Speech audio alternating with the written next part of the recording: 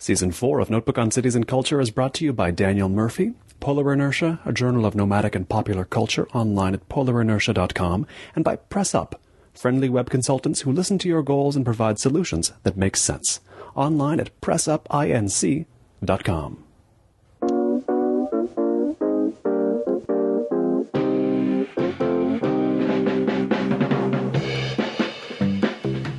I couldn't believe when I opened your book on Iran, that inside the book was a foreword by Abbas Kiarostami, one of my very favorite photographers. Although he's a good photographer, one of my favorite filmmakers, talking about photography, writing about photography.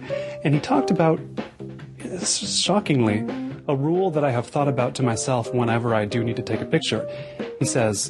He talks about enjoying the humanity visible in your photos. And he says, in his, he actually actively excludes people. He specifically doesn't include people, and he appreciates that you do include people. And when I have to take a picture, I always think, should I make the rule here only take a picture when there's a person in it, or should I exclude people entirely? What do you think about guidelines like that, about the inclusion or exclusion of people? Do you think on those lines, in those terms yourself? I actually go into a photograph with an empty cup, so to speak, where it's whatever sort of moves me. Though I do think, and when I teach workshops, I talk about this all the time, waiting for the extra element. I think that so often, and talking about the Iran book, there's a photograph with a mural of Khomeini, and just to take a picture of the mural, it's like, okay, so it's interesting. But to wait for an extra element that said something was important. So what I did is I just hung out, and then there was a woman wearing a full-out burqa walked through the frame, but I had my camera down, so she didn't try to walk around me, because most people... That whole thing, they just stop. Right, stop, because what happens is people will... They think they're doing you a favor. Exactly. So you have to just stay low-key. And then, for a couple of reasons, some people don't want to have their picture taken. Other people, out of courtesy, like, I don't want to be in his way. So in this particular case, I was waiting till Khomeini's eyes in the mural sort of met up to where she was walking to, and then I clicked the shutter. And so often I say to my students in workshops, don't take so many photos. Don't run around. They said, this shot would have been good if. I say, wait for the if. Just hang out. Why do you need a million shots? Get the camera off motor drive. Just hang out and just wait for that extra element. So that in my photography often happens. On the other hand, there's many times where I'm shooting more of a reportage kind of thing, where I'm just, reacting hopefully instantly to things that I feel I want to capture. One time on film, now in digital, but. That extra element plays a very important role, and that extra element is often a person. It can be used for scale, and it can be really make a dynamic photograph. Another example would be my tsunami series, in Japan, which I know obviously you're very close to, the events in Japan and Korea. And so in Japan, there was this ship that had gone over a seawall, and then as the water receded, because of the tsunami, the water receded, the ship came to rest on a seawall.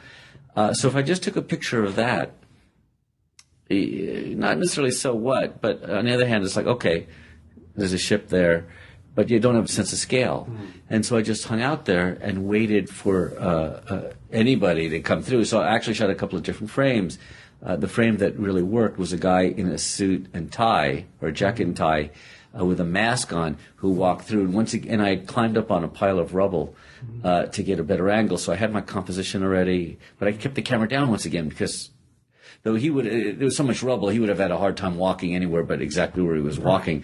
But I waited, and so that sense of scale that you get from him being there, but also the sense of surrounded by all this tragedy and this horrible thing, here's a guy who's trying to move forward, which is very symbolic of the Japanese people in that area anyway. And this was, just 3 weeks after the tsunami.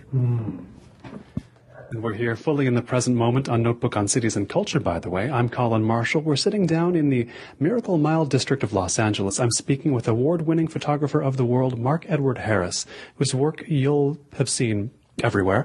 You'll have also probably seen the books he's published on subjects like, as I say, Iran, North Korea, South Korea, The Way of the Japanese Bath. He's done a book of interviews with some of the best-known photographers of the 20th century. He's done books on interior design, and he's got another book on Iran he will be running a Fotofund for a little later in May. We'll talk about that in a bit. But still on the subject of the old Iran book, Inside Iran, oftentimes that extra element is not just a person, but a child. Mm-hmm. And I'm reminded of films, not just by Kiarostami, but other famous Iranian filmmakers who had to make movies about kids just because there was no other subject matter given the, I guess, censorship going on there. What is it about kids and a setting like Iran? There's not so many kids in the Korea books, for example, South or North. Well, the interesting thing about Iran is because when it comes to girls, they don't have to wear the chadors or the hijabs at all, and so you're getting a little bit more of the personality, the physical personality of a person. I mean, I'm definitely attracted to photographs of kids around the world. There's a certain purity and ability to approach kids, just being themselves. I mean, it's sort of they act in a sense very Zenish. If I can mix, Iranians are Asian also, but yeah, there's a Zenish definite element, purity that I find fascinating with kids. I mean, I've really come across a photograph. I think anybody, that feels right for the moment for a photograph. I mean, North Korea is, when we talk about North and South Korea in terms of kids and all, I mean, they're so, it's a good question. I mean, definitely I think throughout the book there are pictures of kids, but there is a lot of life on the street in Iran, and so that might be one reason why you see that. I don't think in either Korea you get that amount of life on the streets, even though there's a lot of vitality, and of course there's festivals and all that sort of thing. I mean, obviously North Korea and Pyongyang, they have the Arirang Festival, and every kid in the country is there just about. Yeah, I mean, definitely kids can end up doing some of the most expressive things that make for good photos. It's sort of easy. It's sort of like pet photography in a sense too. Hard not to say, "Oh, I hate that shot of that little puppy." Yes, it takes a cruel person, to think in those terms. You're protected to some degree right away. Yeah. Now you've traveled to and taken photographs in about 90 countries, and tell me what set this off? You had a long stretch of travel in the 1980s, correct, through Asia. Was that the beginning of the photographic fascination with Asia for you? I think I could trace it back further than that. Could it be Bruce Lee? Maybe, I don't know. It really could be. It really could be. In high school, I was Enter the Dragon had been released, and I was already taking martial arts at that time. But I also grew up in San Francisco. I mean, I was born in New York, but grew up in San Francisco, and we would go to Chinatown all the time, and go to Golden Gate Park, and a great, Japanese, tea garden there. And it's very possible that those early, the awareness of Asia, growing up in San Francisco and going to Chinatown. I knew how to use chopsticks by age 5, I think, and took pride in it. And actually, I still do. In fact, I get complimented on my chopstick usage, by the way. So, yeah, there's something I identify about with Asia that just, I mean, it's so interesting. I mean, we all, people who travel a lot tend to have their favorite places that they keep going back to. I mean, I also was growing up at a time, I was in high school during the Vietnam War, and definitely seeing the horrific images we were seeing, but also the rice paddies and the culture and everything else definitely had an impact on me during that time. And so I made it to Vietnam for the first time in '92. It was actually some of those images that drew attention to my travel photography. And at the time, from '83 to '86, I was working on a Merv Griffin Show. That was my first real job. Though I think working at Taco Bell and Baskin Robbins were real jobs too, which I did. And I can vouch for Taco Bell, by the way. They do the food. It's not just frozen food. We really do it right. This was before the days of the stunt food at Taco Bell. Now it's like Dorito shell tacos and whatnot. I mean, that's a different Taco Bell these days, right? It could be. Could be. I'm not going to. I still have a certain allegiance to them, so I'm not going to say things have changed unless I know for sure. Sure, but all these jobs had their craft to them, right? Yeah, those are in some sense. But definitely working on the Merv Griffin Show was my first real foray into professional photography. I took care of the guests in the green room. Then I would go out and shoot stills, and so I started learning by doing, in terms of technique, being able to capture the decisive moment, which of course, is Cartier-Bresson's whole thing, and. When the show ended in '86, that's when I took off for Asia and purposely trying to build a portfolio of travel documentary work. When I got back, worked various jobs, assisting for Playboy for a while was one of them, which really taught me how to light, regardless of the subject matter. Playboy photographers know how to light, and so that was a great education as well.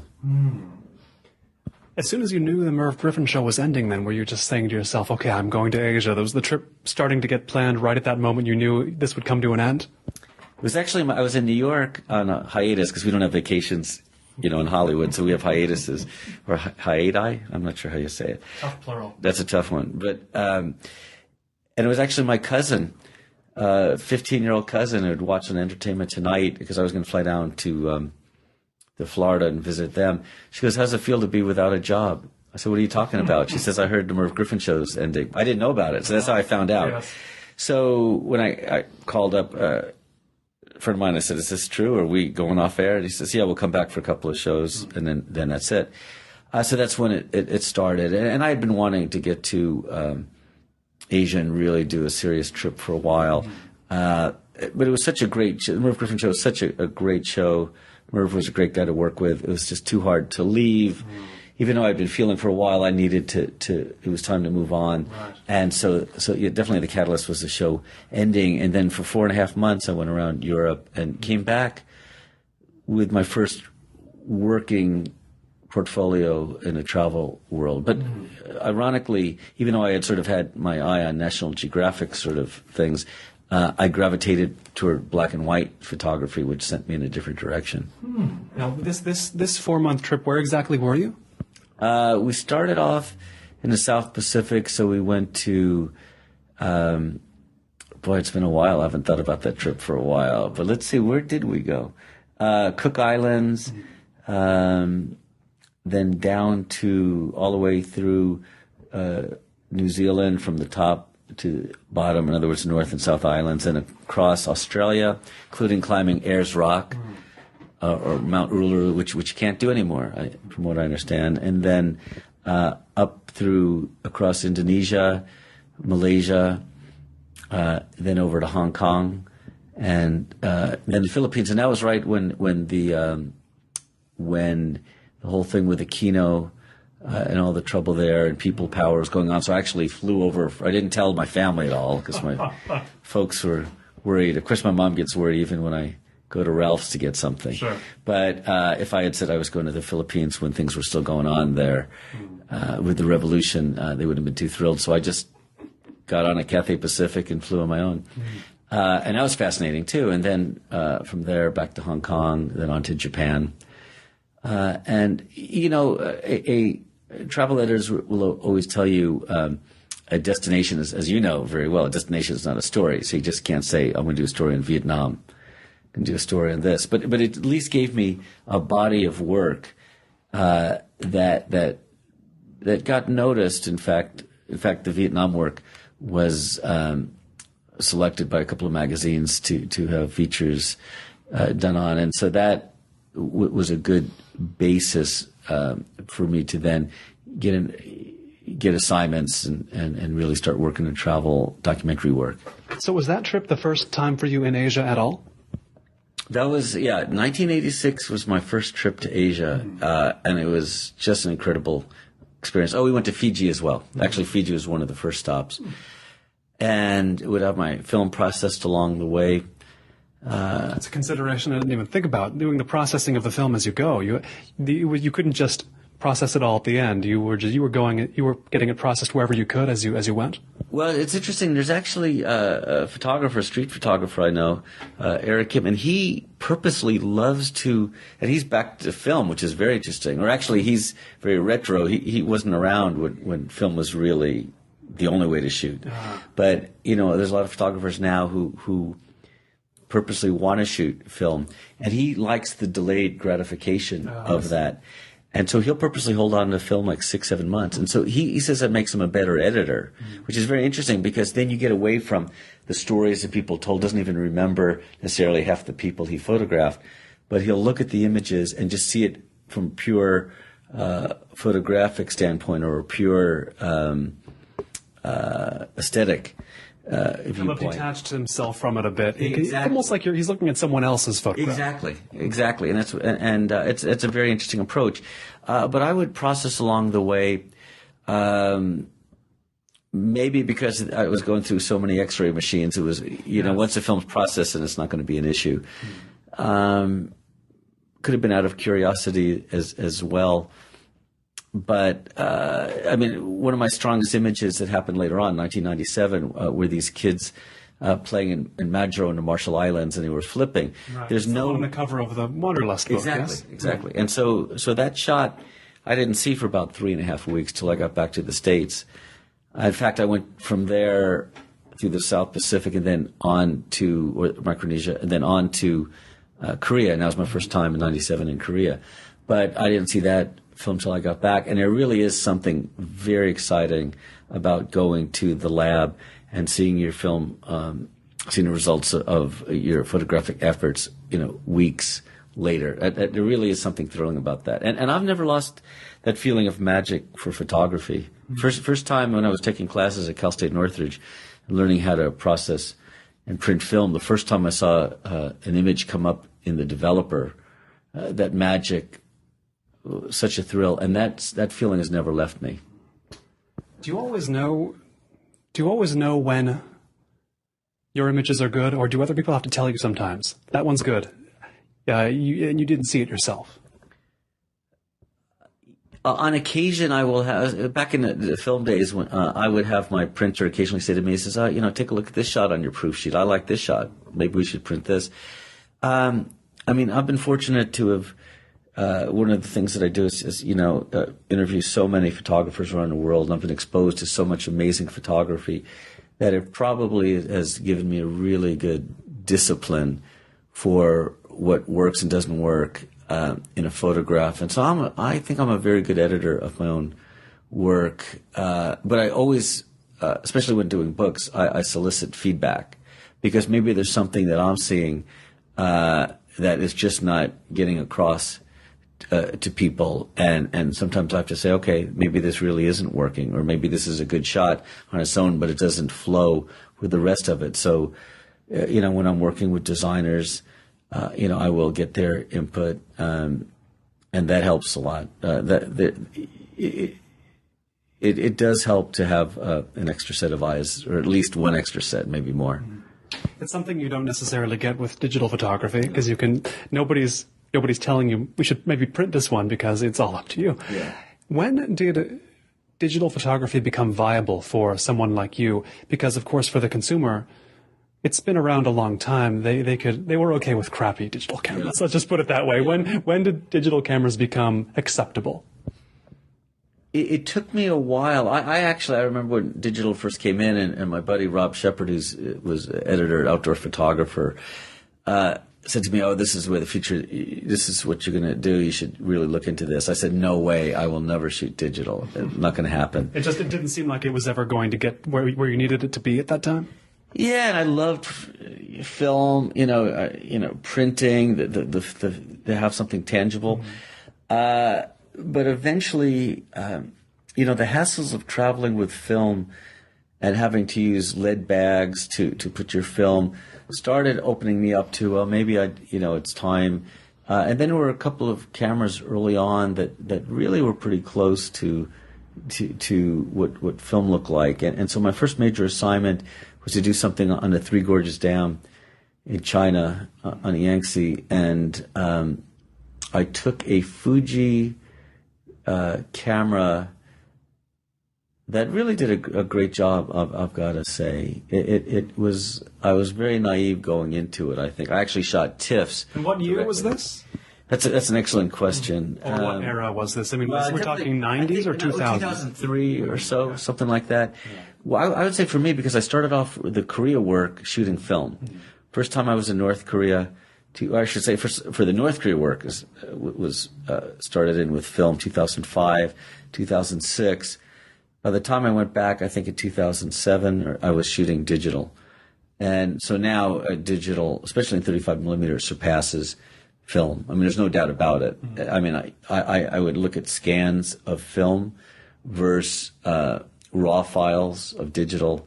And we've now gone to the point that digital is much stronger. Especially, you can change ISOs all the time. In other words, the flexibility alone. Oh yeah, I mean, you're outside, you're shooting.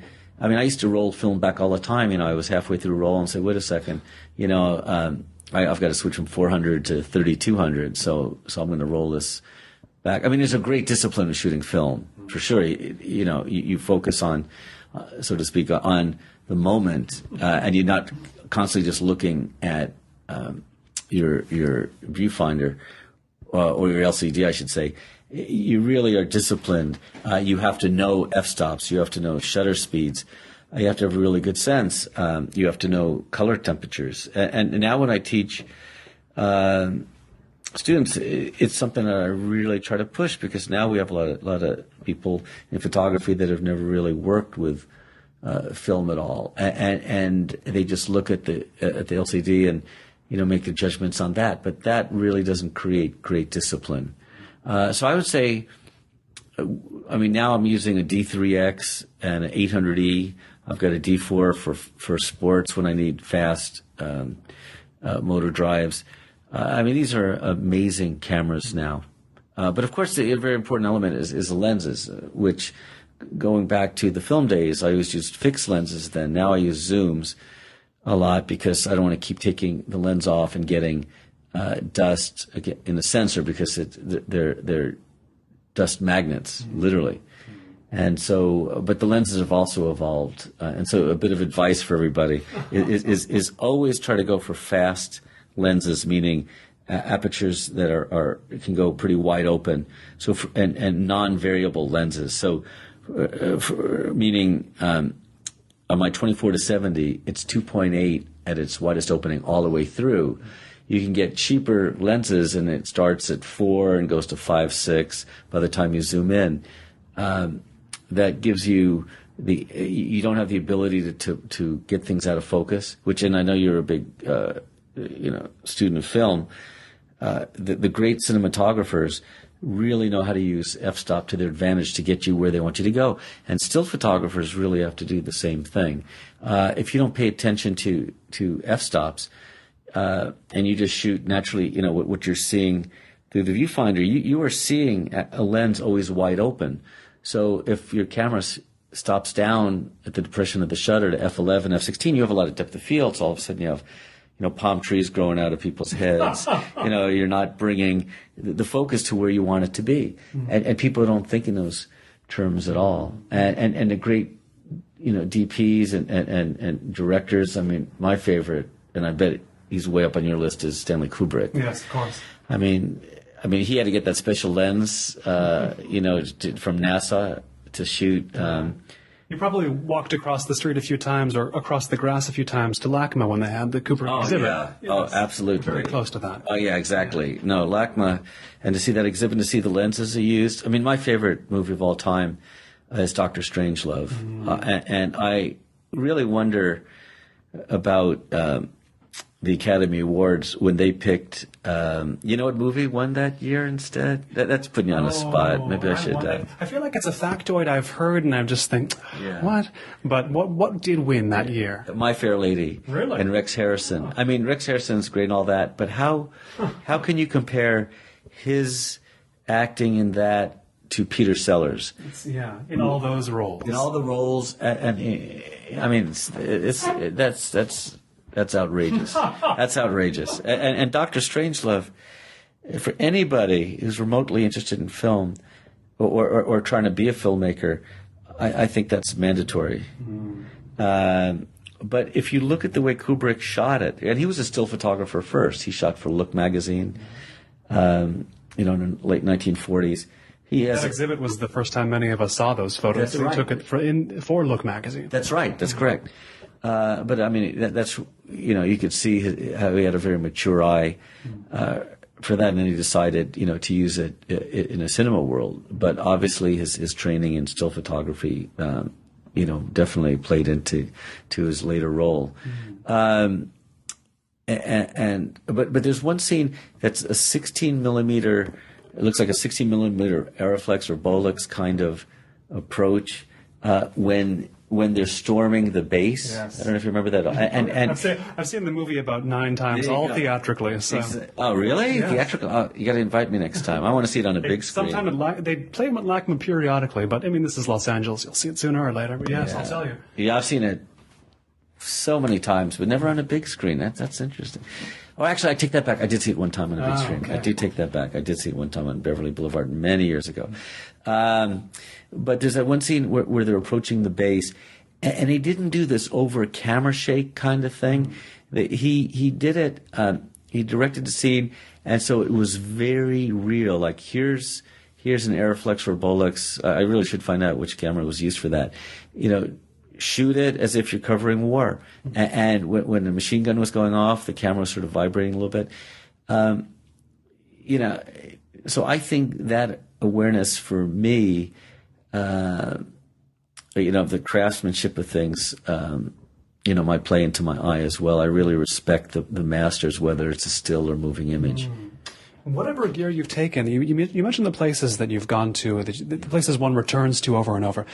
What are those places, since that long trip? What have been the places you have returned to the most, with the most variety of gear, the most variety of sort of objectives for what you want to capture there? Well, definitely, I consider myself an urban explorer. And so when you to go into North Korea and explore the cities there, even though, there is an attempt to limit you to what you can shoot and I'm going up against that. What do they tell you? I mean, in the North Korea book, there's captions like, here's the statue of Kim Il-sung. Yeah. We were told we couldn't photograph just his feet. Yeah. For some reason, that's a problem, and you couldn't imitate the position of the statue. But what kind of things do you hear there? Well, they're very sensitive about their leaders, obviously. And so they want you to be respectful. They don't always know what your disrespect takes, what form it takes, so they're pretty scared about that, I would think. Well, you have to be pretty careful, because for them, I mean, just on the the flight, they hand out newspapers, and almost always there's going to be a picture of now Kim Jong-un on it. Yes. And if you fold it across the body of Kim Jong-un, they'll be very upset. Now, who's going to know that, right? That's a tough one. Was that on one of those rattly Russian jets? You go from exactly, China? On a Koro Air, which fortunately I'm going to be on one again very soon, so hopefully it won't be too rattly. But they're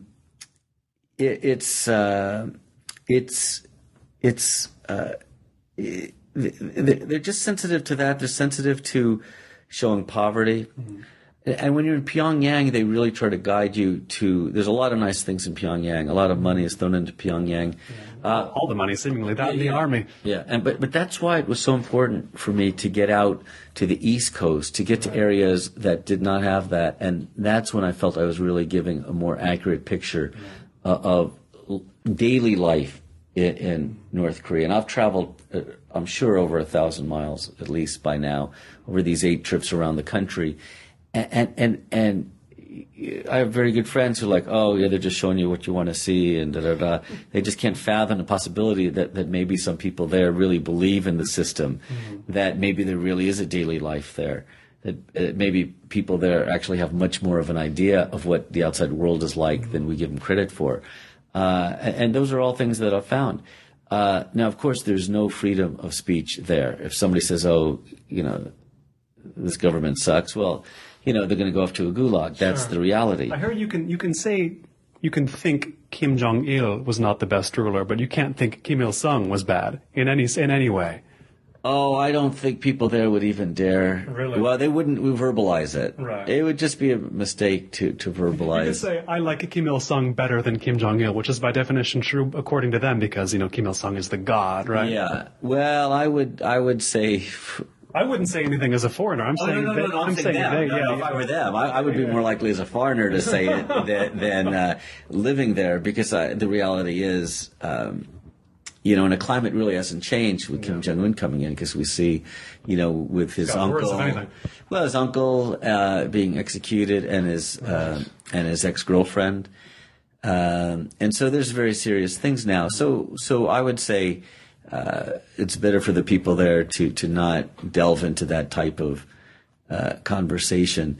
But that said, you see a lot more openness in daily life than you would expect there. It's not all drab. And I'm really talking about my time all along the East Coast, the entire length of the East Coast, a lot of the central area of the country, areas where it's very poor, where you see definitely major poverty. Right. It's hard to hide. The people are also quite short there, too. Yeah. I mean, they're not getting a lot of food. Right. I mean, you can't hide that sort of thing. I mean, in Pyongyang, you can sort of sweep things under the carpet, so to speak, but you can't, for 5 or 6 foreigners traveling across the country, showing up unexpectedly, walking through towns, the whole place isn't choreographed just for us.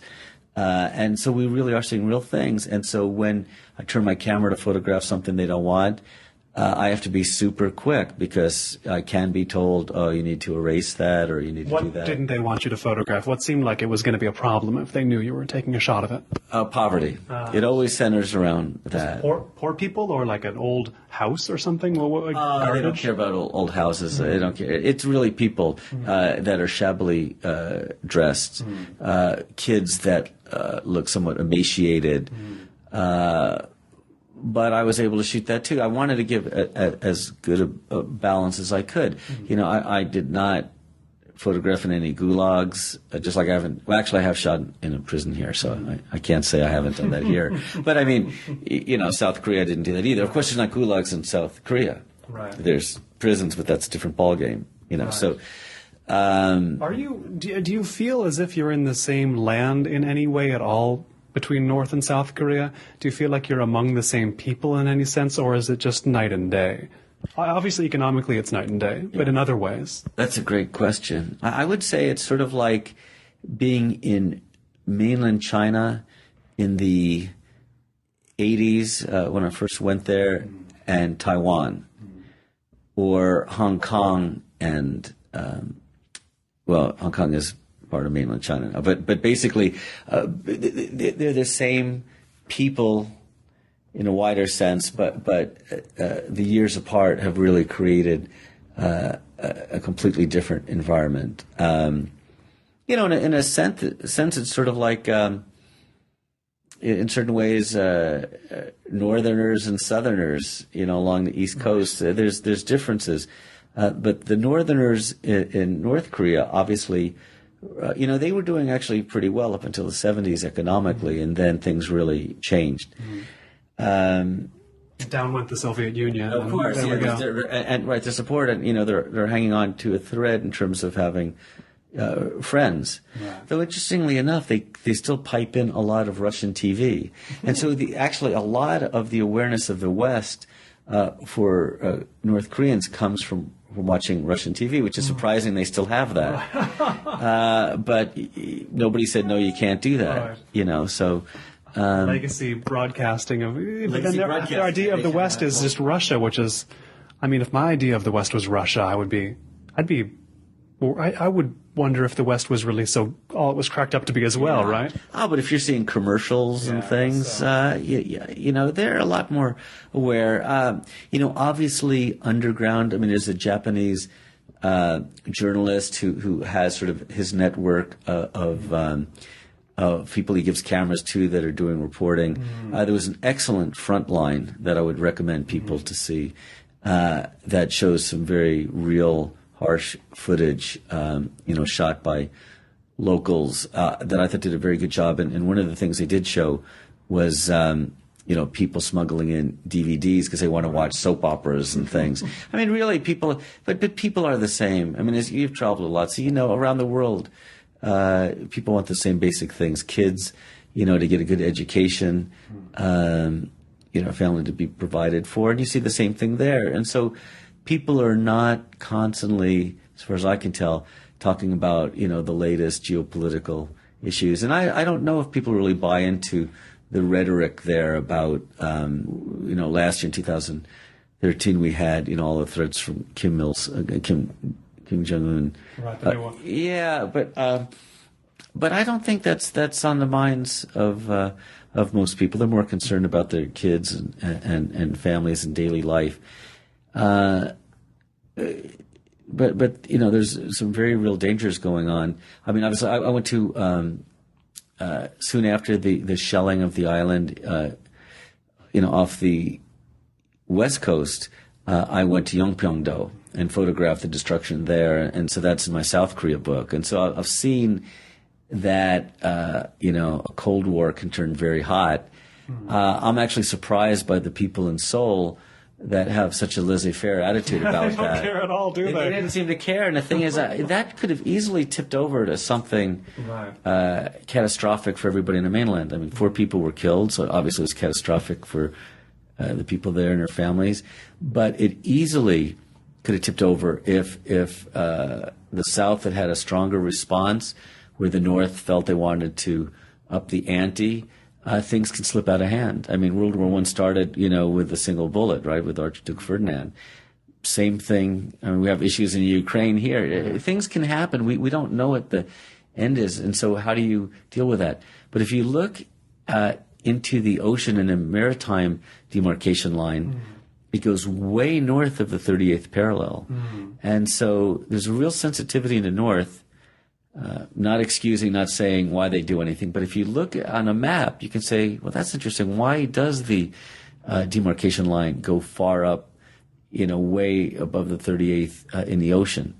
And I think that would be a good topic for discussion. That opens up something else entirely, right? That opens up another issue entirely. Right, because the war games that the U.S. and South Korea has in that area, and the sinking of the ship in that area. I mean, the North Koreans are already paranoid already, right. But when things like that happen, we feed into that paranoia, and then when we have things like regime change, and we had President Bush call Kim Jong-il. I don't know if you remember the quote, but it wasn't very nice. Well, axis of evil is nothing compared to. I think he actually called him. He had a fairly derogatory word for him. I don't remember now. Yeah. Look it up. Yeah, you guys can look that up on your computer after this. So, but I think that does a disservice. It doesn't keep us on track for what our end goal should be, which I hope would be, a safer world to live in, for people. And if we want more democracy or people have more opportunities, I tend to think it's from dialogue. I mean, there is a time to pick up a weapon for sure, but sometimes I think countries resort to it a little bit too easily. And I have your 2 books on North Korea, of course, in front of me, and we mentioned the Iran book. Are these books reflections of readers' interest in closed nations, or your own, or what balance of those interests? People always want to hear more about North Korea, but I mean, what does a place like North Korea and Iran have in common besides the sort of axis of evil thing? Well, actually, you hit it right on. It really is the axis of evil. Oh, that is it. President Bush's speech on the axis of evil, I felt, was just too simplistic, good and bad. And also, at the time we were attacked on 9/11, there weren't any Iraqis on that. I'm not going to defend Saddam Hussein, but all of a sudden, here's this axis of evil. There weren't any Iraqis there weren't any Iranians, and there weren't any North Koreans on it. Right.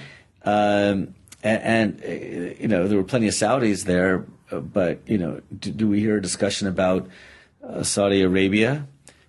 Do we hear a discussion about the Wahhabis? I mean, that's if we really wanted to go after and the madrasas, in Pakistan and Saudi Arabia that are putting out future terrorists. I mean, these are the things that I think we should have been focused on, rather than going after countries that didn't have anything to do with it. And then if you really understand the whole Shia-Sunni thing, the Shia are the last persons to team up with bin Laden.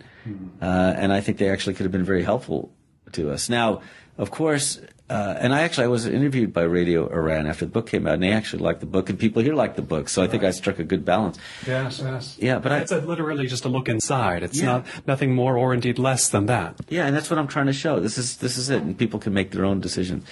And I show the embassy that was taken over there and pictures of that.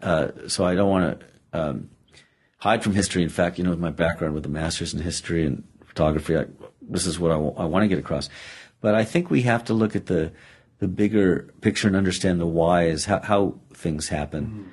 And I might have gotten off track. Did I miss the question? Exactly what was it? I think that worked well. You mentioned history in that Iran book. I can't help but quickly ask this.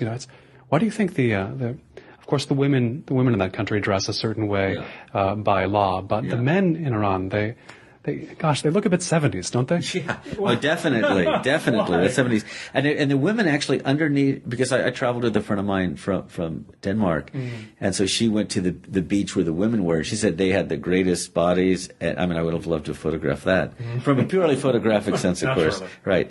And sociological. And they, have the latest fashions and all that. And actually in homes, because she went to several homes with some of the women who became friends with, and got to see, and also this is well known, the great fashion they have. The way that men dress, that's an excellent question. Flared, where do they get the flared jeans in this century? I wonder. I agree with you completely. And the giant shirt collars over the giant jacket lapels. That's held on there and nowhere else. Yes. Not North Korea even, from what I can tell. No, but in the Middle East in general. I see. Yeah, that's maybe in the Emirates they're still doing that somewhere. Yeah, well, they're not necessarily the Emirates. They're pretty fashion forward, I think, in the Emirates. But maybe in. Could find a few places. But back in Iran, actually, I did say when I was interviewed by Radio Iran, I said that I think they do a great disservice when they constantly are saying, down with Israel and Israel's, cancer of the world and all that. You really have to wonder why they want to focus on that, that they feel like they're the great supporters of the Palestinians. I mean, really, you wonder if that's sort of a deflection on what's going on, looking for a scapegoat. And we had a very frank discussion about that. And when I was in a place called Khorramshahr, down on the Iran-Iraq border, there was a museum there run by a very nice guy who we had a very frank discussion. But when you walk into that museum, there's a Star of David and an American flag, and you have to walk over that to get into the museum. Oh, wow. And I said, why is this here? I mean, you guys were fighting. This museum is about the war against Iraq, and I don't know. I brought that up. I don't know if he, who knows. But so I really do think it's unfortunate, and I think Ahmadinejad did his country a great disservice. There's new leadership there now. The Ayatollahs, or imams are sort of still running the show to a degree, but maybe there's some room for I guess rapprochement, if I can say that. I think there's a possibility. And unfortunately, in North Korea, I thought there would be when Kim Jong-un came in. And things do seem to be softening once again and maybe moving in the right direction. But 2013 definitely was going in the wrong direction, for sure. As we say, so many Americans think of North Korea or Iran as the enemies of America. And then there's, of course, another country that Americans haven't thought of as the enemy for a long time, Japan, where you've done much photographic work. Well, what's your relationship with Japan? Well, my ex-wife is Japanese, but in spite of that, I still love Japan. No, I'm just joking. And Mika might hear this, who I adore to this day, but it was best for her to go back to Japan. She had a great job offer, and we're actually still best friends and get together all the time. I think, having studied martial arts early on, I think, again, growing up in San Francisco, being exposed to the East, I just love the discipline, the quiet fortitude, which is actually the emperor made an incredible speech after the tsunami there.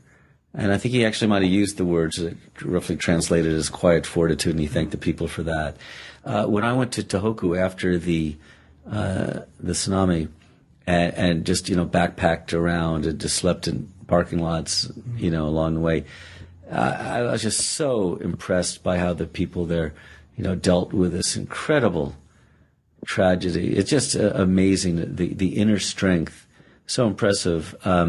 And I had spent a lot of time there, working on the Japanese bath series, a book on onsen. And just the elegance, the appreciation for nature,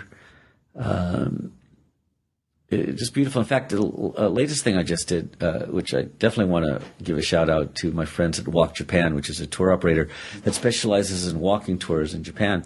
I walked the Nakasendo route, which is one of the two main thoroughfares, if I could use that word, but trails between Kyoto and Edo, obviously now Tokyo, the other being the Tokaido. And the Nakasendo is still pretty intact. People don't really use it anymore except for enjoyment for hiking. But it was an inland route, so people wouldn't have to forge through rivers. And so it was a safer route, though a little bit longer, about 330 kilometers or so. And so I did a story on it and walked a good part of it. But of course, I didn't have to do it, in sandals. Yes. I had the North Face hiking boots, their Gore-Tex jackets and pants. I had Black Diamond hiking poles. And it was still tough. Yes. But definitely, right, even with all that. So at least I did it in style. And I also had, speaking about something about like carrying equipment, and I do have to say that this Gora Gear backpack that I used, because when you go long distances, it's one thing to get to a town and you grab a couple of cameras and you travel around. It's another to do these extended hikes. And so every piece of equipment has to be chosen carefully, but also the way you carry it. And since I've had sciatic issues, the Gora Gear backpack, the way it's made is so sensitive to backs that it really, I came away without any problems at all. And so I do think you have to gear up if you're for longevity. If you're going to be doing photography over the long term, or for anybody else. Yeah, I work out every day. It's not just about taking pictures. I do my homework, as you know, because we know each other from studying Korean and I speak Japanese fairly decently. The language study element opens up so many things. I could not have done the Japanese bath book without being able to communicate to the people. I would go into a bath, and here's this gaijin, with a camera. I wonder how you got these shots. Yeah. I was looking at the book recently, and it's like, I couldn't even get this view like in real life. I couldn't just get the view with my eyes of this, let alone a camera in there. How did that? Yeah, you spoke Japanese, but still. Well, that's the first question that people always ask is how are you able to do this? Okay, I get it. North Korea, you can get in there eventually, but how do you get into a Japanese bath, with a camera? That's a tough one. I never thought of that before. Actually, that's funny. Yeah, there is, in terms of the parallels between North Korea and Japanese hot springs. Closed worlds. Yeah, and actually, so in Japan, it's good to get in hot water. North Korea, it's not good to get in hot water. Indeed. Yeah. And so, but definitely being able to speak. There's different types of baths. Konnyoku is mixed bathing, and so then you are in a if it's open, like a rotenburo, which is an open air tub, but I mean it could be a very large space. There might be men and women, but still, how do you photograph that? If I was with Mika, my ex-wife, or one of her friends, I had other friends that we'd travel around together. We could make sort of an introduction if they were female, but other times. And most often, as men and women were segregated in the baths, and so it would be very quiet at first when I walked in, but I would just have a towel, a small towel, a tenagui, that I would carry in front of me, which is where you're supposed to do it, and I would do the proper etiquette, which was bathing. I'm sorry, no, not bathing first, but showering, rinsing first, and then getting in. And so I would just have a small camera, and I was shooting that in the film days, and so I had like a Nikon FM2 with one lens. So it wasn't like I was wearing big photo vest and walking around. Like some anthropological journey into the world of the Japanese bath. No. This was low key, and so it's not unheard of to see people with cameras around there, just their own personal cameras. But it would be very quiet at first, and then I would say, in Japanese, sumimasen, I'm a photographer. I'm doing, stories on hot springs. And then all of a sudden, things would get a lot lighter and people would start talking. And very often there's sake around a hot spring, where we're not supposed to drink, in hot tubs here in the U.S. Nice. You can get kicked out of a hot spring for not drinking in Japan. And we would become, bathing buddies. I mean, really, I would have, Mika, or Ari or whoever I was traveling with, my friends there, shout over from the outside, hey, it's time to go. And we'd all be best friends, drinking, chotomate kudasai. Yeah. And so it was, you don't always get to shoot everything you want, but people were relaxed enough, and I think they could feel that I didn't have any malicious intent at all, and that I really was a footaholic, is what is a translation. So I really do love the bath, and so and the whole story basically started from in 1991 when I first encountered Japanese hot springs in Beppu, and I just fell in love with the experience because it was so real, it was so authentic Japanese, where you do have geisha, and you do have, but that's a lot for show to a degree. Maybe in Kyoto there's still some real geisha in other places, but the Japanese bath is still something so important. I mean, even in almost any Japanese home, you're going to at least have a soaking tub. That time to sort of let go and experience that's such an important part of Japanese culture still. And so I think that really, when I discovered that, it sort of was dormant for a couple of years, but people kept coming to those photos and said, oh, I really like those photos you did. And so in 2000, when I had my first exhibition in Japan, my ex-in-law said, oh, where do you want to go?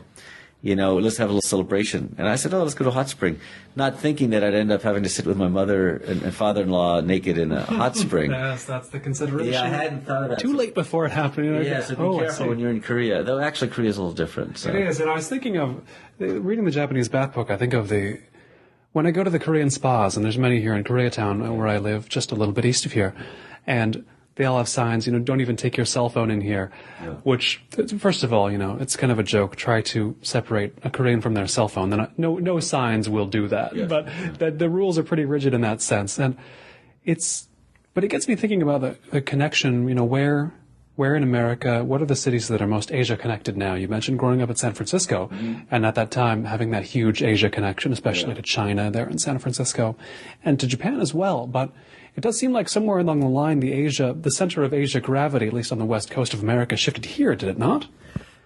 Well, definitely for Korea. Yeah, we have more Koreans here than any other city except the Korean ones. Yeah, exactly. No, it's unbelievable. And the spread has been incredible. I mean, you see Hangul writing, where it used to just be sort of around 8th and Western. It is just incredible how it's migrated all the way to La Brea And for people who are familiar with LA, all the way downtown, I mean, it's incredible. I mean, you haven't seen that in the Japanese community or the Chinese community. I mean, Korean community has expanded greatly. It's incredible. The Japanese has retracted a little bit disappointingly, it seems. It definitely has. I mean, I think the economic, the bubble burst in the early 90s in Japan. And, I remember when I first started studying Japanese, there were a lot of people studying Japanese. Now it's hard to find a class. Was that the height of the bubble right then? So were you in Japan then? Did you spend a lot of time in Japan when the bubble was really at its bubbliest? Yeah, that's funny. What was that like? I don't think Japan has really gone downhill in the sense of the bubble bursting and really seeing it. I mean, Japan still a fantastic place. I mean, maybe economically it's not the driving force it was in the early 90s. I mean, China's really jumped in there and is incredible now. But I mean, China's where you really see the huge difference. I mean, Shanghai now is incredible. Beijing, but I think Japan has held its own. But it's I mean, there's great hotels. I mean, the Palace Hotel in Tokyo, what an elegant place to stay. I mean, there's so many places like that. Roppongi Hills, was built since the bubble burst. There's an incredible photo museum, the Metropolitan Museum of Photography, that was very small at the time before the bubble burst, and then it did, but they still went ahead and made this amazing photo museum, one of the great museums of photography in Ebisu, part of Tokyo. So I see a lot of great things still happening there. Even with the tsunami and all that, the Japanese are just so strong. But in terms of, if I was an investor, the people that are involved in that, they see the bubble and all that sort of stuff. But right. China is obviously, when we talk about Asia, is obviously the country that's on the move. And now what I've seen, since I'm very involved, obviously, in the travel world, I was just at a Swiss tourism event the other day, and they're talking about the incredible influx of Chinese tourists. But they've created something that's amazing, which they don't do here, is tour operators in China will work with the Swiss colleagues, say, watch dealers, other places, to offer tours that are actually less expensive than the actual physical cost of getting there and staying in hotels, because they know that they're going to be buying watches and other things there, and so they're specifically gearing stops on the trips for these things. And so so you might, for the equivalent of $1,500, be able to, if you're living in China, go on a trip to Switzerland, which is, of course, unheard of. And you get your meals and all that. It's sort of like, Las Vegas in a sense, right? Right. I mean, there's some kind of subsidy going on there because you're spending so much money there. Exactly. And they know they will. So they might not be attracted to going to Switzerland, for $5,000, but they'll go over there and they'll spend $3,500 in watches and all sorts of things. It's just so entrepreneurial to work in that way. I'm thinking of all the photos of yours that I've seen, and they're from so many places. I feel like I haven't seen many you've taken here in Los Angeles. It seems like such a temptingly photographable city, but have you taken much here? Is it a tempting city? It's like really, really visually fascinating to me. Like, I moved here just because I was like, that's a fascinating place to go, it seems like. And I've been spending the last couple of years on a book about Los Angeles, of course, so I think about it in a verbal way. But visually, it seems like this is one of the, I don't know if stranger is a way to put it, but it just doesn't really look like anywhere else, does it? See, this might be the problem for me, where it's so normal for me that it's tough. I mean, I do have a lot of I have a lot of assignments here, but it's very difficult to get a perspective from within, right? I mean, the whole concept of a perspective is from without, and so I mean, I do shoot a lot of assignments here, but they tend to be celebrity on a location, or would also, an event here, like, shot at Dodger Stadium with the Dodgers. I just photographed the Korean pitcher Ryu. Right. I still tend to do things then for an Asian market a lot too, and so Ryu, our pitcher here. That's an excellent question. I once did something where I shot a video called Nobody Walks in L.A., and I walked from downtown to the beach, and I had a counter in my hand, and we passed 313 people on the way. Wow. I mean, I'll speak as somebody who walks around all the time. Yeah. It's either that or the bike or the bus or the train for me, so when was this? When was it that you did this project? This was probably around the late 90s. I've also walked 6 marathons here because I purposely wanted to photograph when people, the one day of the year when everybody's on the streets. And so I actually did a pretty interesting series, which is sort of hidden in boxes. Maybe I should pull that out, where I photographed the streets of LA for 26.2 miles through the 6 marathons that I've done. Very slow marathons because I walk and it takes me a while to do. But the purpose of it was just to photograph the masses of us walking in the back of the pack. So, but that's a good question about why I don't shoot more on the streets here. I do have a camera with me whenever I walk around, and I do get snapshots. It seems like for the street photographer, it's almost too easy to get weird stuff or striking stuff in Los Angeles. I don't know. Your perspective's obviously going to be different because you're a photographer and you've lived here longer. But like, I feel like you're in Koreatown or downtown or east of there or just south, and like you just see all this stuff around that is like really striking. I don't quite know how else to put it. No, that's really interesting, and I might be missing a lot of great opportunities. There's like weird types of decay for me. Yeah, but see, I like decay when it's the wabi-sabi sort of decay. Right. Or there's juxtaposition of that and other like strange new stuff as well. Yeah. Like it's all... I'm going to have to loan you a camera, I think, because you're really onto something, like for your book, as you're saying, not just words. It might be interesting to, well, that's tough to have photos with it too, but maybe so, because you really are saying something that's very interesting. And there are people who shoot in their own backyards. I mean, Jay Mizell in New York has done such great work on his own city. I've gotten some strong individual shots, but I can't say I have an amazing body of work from LA. Maybe I'm looking too far out. Maybe I had to. KCET, the public television station, ran a lot of essays from this book in progress over the past year. So they said, take some photos for it. And I was like, oh, okay. I did. For the year, I did. And of course, not being a photographer, I'm like, well, how am I going to do that? Obviously, for what they're paying me, I'm not going to spend $5,000 on a camera. So I had this crappy camera around, and I just took black and white shots that I tried to make them look offhand, but I was taking 100 for every one that I actually put through. And, just going down, I wrote one essay on Pico Boulevard, and just going down Pico Boulevard on my bike, it seemed like there was too much, because you're going from like, at every moment, every block, there's one culture transitioning into another, and it's like, there's almost, to my untrained eye, it looks like there's too much to shoot. Probably to you, it looks like there's good stuff, but there's a needle in a haystack. It's not like it's in abundance anywhere, right? I mean, you're looking for a needle in a haystack no matter what. Well, it's funny you should say that. That actually reminds me of when I was going to Cal State LA for my master's thesis. One of the things I did, because I combined a bunch of different, I created my own major, and so I actually included ethnographic film. And so I did a little documentary on LA, people always saying a melting pot, but it's really more like a stew where you have these separate chunks, like there's the carrots, there's the potatoes and all that. And LA is really like that. And so that's what I focused on. So maybe I have done a lot in LA, but it's too dormant. I mean, actually, I just shot the K-pop concert, the other week. You see, which that was had to be visually pretty rich. Fantastic. That was fantastic. But so maybe I tend to go more to events. I think the Doodah Parade is amazing that we have out in Pasadena each year.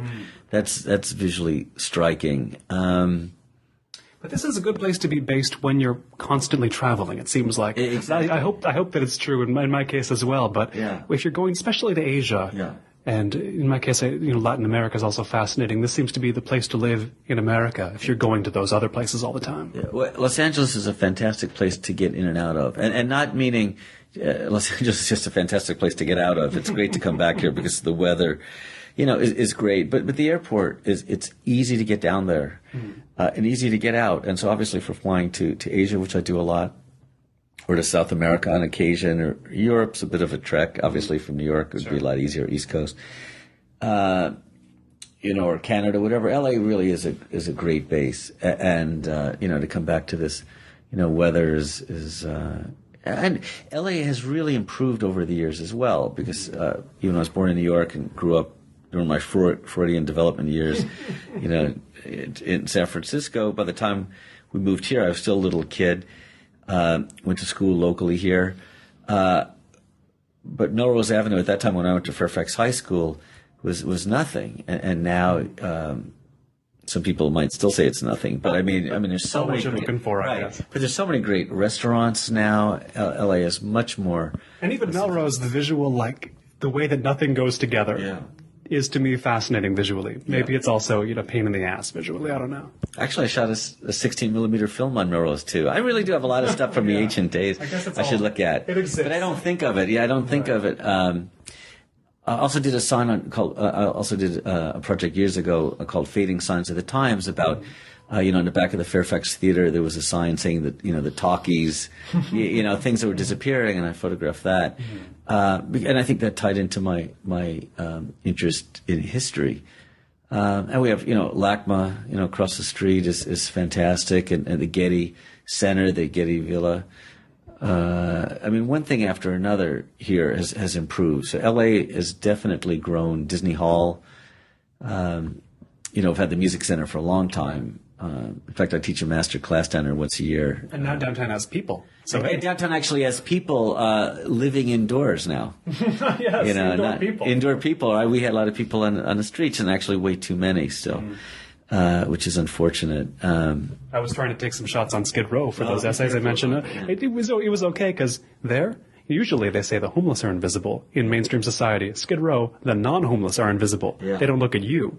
It's a society of only homeless. So it's reversed. Yeah. You can take any photo you want. They don't see you there. I think you still have to be a little heads up. I wasn't too blatant about it. Yeah, we have. A lot of stuff is going on in LA, and I think if you're a street photographer, especially if you get downtown, my buddy Michael Britt, actually I happened to be downtown the other day, and he was on a street shooting. There is that life down there. In fact, I think he has a show coming up really soon with some very interesting work. There are opportunities here for sure. I definitely am an Asia-phile, there's no doubt about that. Well, me too, so hey. Yeah, and I do love, I was just in Norway, I did an incredible trip, taking a ship, oh boy, should I even try to pronounce this, the Hurtigruten? I was just in Copenhagen recording interviews, and listeners heard me fail at all. Oh, good, okay, then I can do it too. The Hurtigruten, well, people can look it up if they want, an incredible experience. It's a ferry that basically stops maybe 30 times or something like that, or at least 22 times, on a voyage from the very top of China, very top of at the Russian Norwegian border, all the way down to Bergen, and or you can go the other direction, and that was an incredible experience. There's so many amazing places to see, but of course I do always head to Asia whenever there's an opportunity. But really, there's a lot of all over the world. I do love exploring new places. That trip in Norway was new. Just before that, I was in Namibia, which was an incredible journey. My first time really photographing animals, and because I've been so fortunate to interview so many great photographers, I really do learn something from each one of them. Nick Nichols, Franz Lanting, Art Wolf is a great nature photographer. I think I pick up something from everybody, and so I went into it understanding how to do it, and I think I got a few good shots on my website. I think there's some pretty strong shots of I think it's a leopard. Boy, if people look at it and they say that's a cheetah, it's like, oh boy. It's one of those. I need to do my homework more on what animals are in front of me, but that was fantastic. Obviously, it was very stimulating photographically to go to a new place, and it was a fantastic trip in Namibia and South Africa as well. I had been to South Africa before, but the first time I was there, was with Coca-Cola on their outreach programs, and we photographed in the townships there.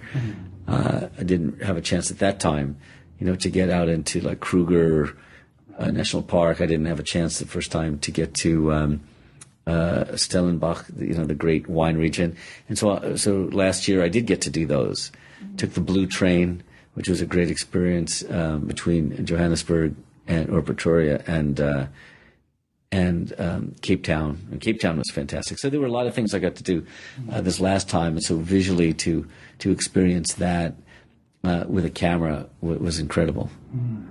Now, listeners should know they'll be hearing this. This will come out in May. And at the end of May, you have a Fotofund for a new Iran project, right? What's going on there? My friends over at the Lucy Awards are involved in so many incredible projects and have really helped the photo world. And so after my book won Book of the Year at the International Photography Awards, which is one of the things that they run, they said, we're starting a photo fund to help photographers with new projects. And so they selected a couple of photographers that they said, what are we up to? What do you want to do? And since, just like with North Korea, I started with Inside North Korea, years ago, I thought maybe it's time to revisit Iran and do a book similar to the North Korea book. And so that's what we're focusing on now, is to do, I don't know if it's quite right to say fine art edition, but something that's definitely much more photo-driven, so there won't be much text at all. And once again, just to show daily life there as best as I can, and to explore some new regions. So I'll go back to some of the same places, but I want to get out to Tabriz, which I missed the first time, and revisit some other places. And it'll be interesting also now, equipment has evolved a long way. And so I'd be going in with, I could shoot much higher resolution images than I did the last time, even though resolution for the first book was fine. And we'll see, we'll see if the tightening of the embargo, since the last time I was there, had an effect, and how the most recent events have affected things. And of course, in Iran, people are very open to speaking on any topic. Totally different ballgame from North Korea. Yes, no doubt. Yeah, so when you have a, axis of evil thing, I mean, yeah, they're two incredibly different places. Maybe the only thing they have in common is being ostracized, and maybe for good reason. Right. But they're so different at so many other levels, and so it will be interesting to see. And what's nice is both the people in Iran and then Iranians here both appreciated the first book and appreciated the even-handedness and the lack of taking, really trying to push any political point of view. It's like, this is daily life, that this is what I'm seeing here. And so hopefully I can do, more of the same. And listeners can go where or do what to find out more about this Fotofund project? Fotofund, Fotofund. If they just Google that, they can find it. And if they just look on the Iran project or Mark Edward Harris, they'll see that. And plus I'll have, by the end of May, I'll have a link on my website as well to it. And definitely I appreciate any support if people are interested. They can get books or prints. And get the other books as well. That's part of the giveaway. So this is new for me. I've never done a photo fund before, and so it'll be interesting. Yeah, I'm taking baby steps into it. I've been sitting here in the Miracle Mile district of Los Angeles, California, with Mark Edward Harris, award-winning photographer of the world, with books out on Iran, on South Korea, on North Korea, the Japanese bath, on the photographers of the 20th century, and more, with new stuff, as we've heard, on Iran to come. Mark, thanks so much. Thanks, Colin, for having me. I should say kamsamida, to say the least, right? And kamsamida to you. Thank you. This has been Notebook on Cities and Culture. I've been Colin Marshall. You can keep up with the cultural creators, internationalists, and observers of the urban scene on the show at colinmarshall.org. Thanks. Special thanks to everyone who backed Season 4 on Kickstarter, including Joel Neville Anderson, Daniel Levin Becker, Paige Calvert, Commander Manvark, Jonathan Crow, John Cunningham, David Dawes, James DeVito, Tim Dobbs, Paul Doyle, Jake Elliott, Kevin Emmett, Lawrence English, Jonathan Filbert, Andrew Philippone Jr., Michael Fransky, John French, Themistocles Eucrucius, Will Graham, Umberto Grant, Samuel Hansen, David Hayes, Jeff Hillenbrand, Mark Hines, Andrew Johnstone, Tadeusz Andrzej Kodlubowski, Peter Kavanaugh, Ted Kane, Andy Cooney, Evan Landman, Alfred Lee, James Maloney, Sean McDonald, Alberto Bruzos Moro, Jason Miller, Rob Montz, Daniel Murphy, Richard Nash, Aidan Nullman, Patrick O'Flaherty, Danny Olson, Michael O'Regan, Ian Blosker, Christopher Porter, MJ Pritchett, Piers Rippey, Rob Schultz, Todd Shimoda, Cam Smith, Deborah Smith, Adam Sutherland, Maureen Kincaid Speller, Anna Traher, Thomas Unterberger, Matt Warren, Nick Weigelt, Dion Wolf, Cynthia Yang, and Wayne Wright.